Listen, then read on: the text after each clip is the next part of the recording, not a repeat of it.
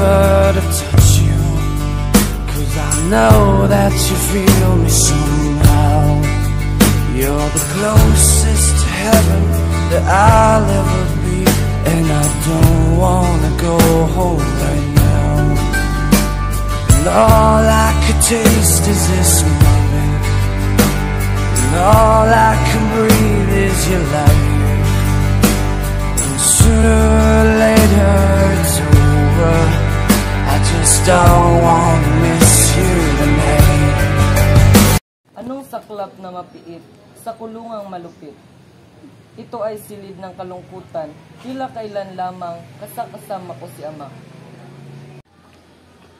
Timuhin, bilisan mo na riyan. Kailangan nating magmadali. Bakit, Ama? Malayo pa ang ating lalakbayin. Kailangan huwag tayong magpapatay-patay. Mahalaga ang ating sasadyain. Naguguluhan ako sa iyo, Ama. Kanina ka pa nagmamadali at sinasabing mahalaga ang ating sadya sa ating pupuntahan.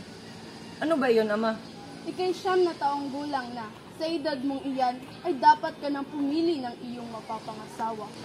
Itay, ako'y masyado pang bata para sa bagay na iyan. Ang kasal ay para sa matatanda lamang. Abot ang batang ito, hindi naman ibig sabihin na kapag ika'y nakapili na ng babaeng pakakasalan, ay magsasama na kayo. Isang simpleng pamimili lamang ng babae ang gagawin mo at pangakong sa iyong pakakasalan.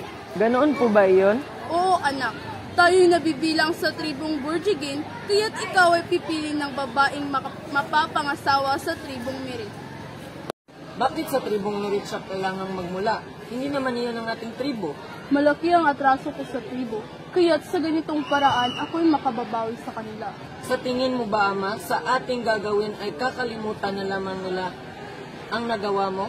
Hindi ko alam. Tingnan natin kung ano ang mangyayari. Mas mabuting may gawin akong paraan kaysa sa wala. Kung sa tingin mo yan ang tama.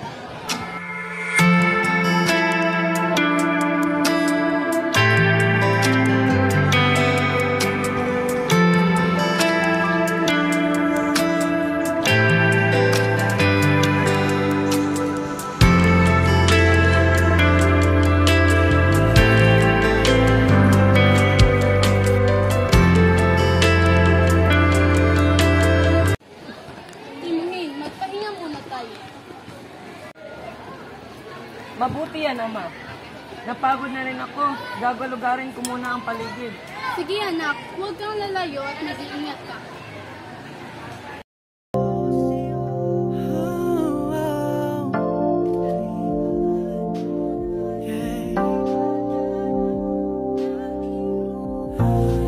Pangakong di mag-iisa, kasama mo hanggang rurok. Ipikit ang iyong mga mata.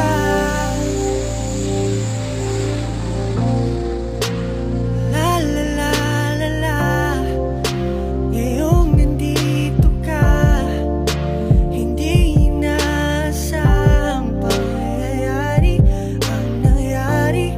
Mga labi nagtagpo, punasan ng mga luha, akong maglalayo sa'yo.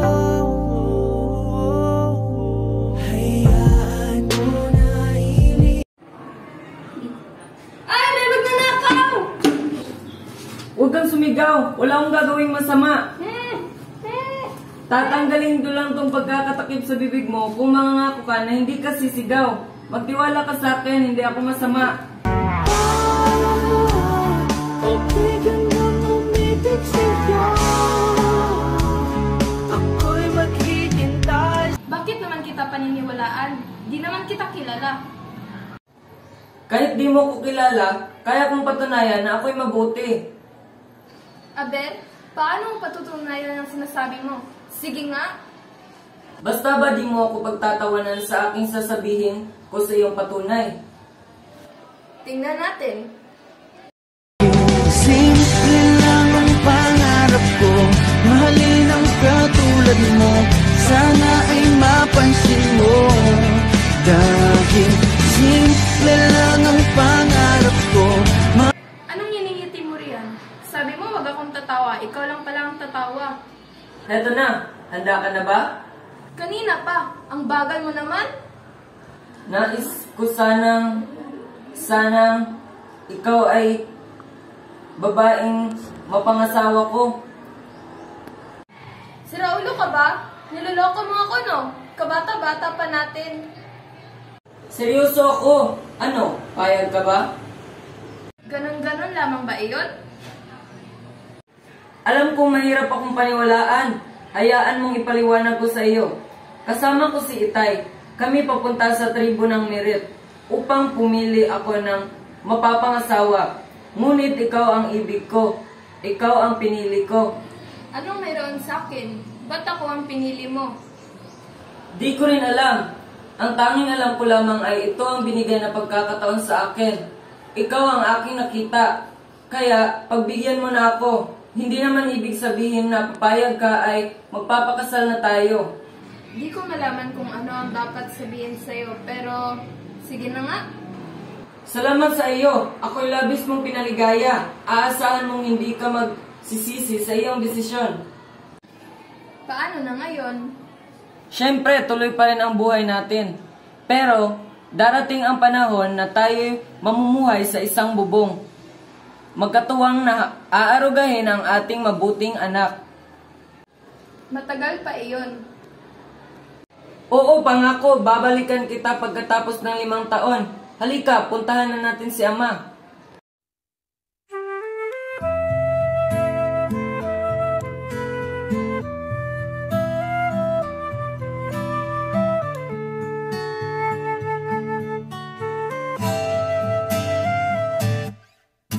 Tungalay kong arana para sa dalagang walang kasing ganda.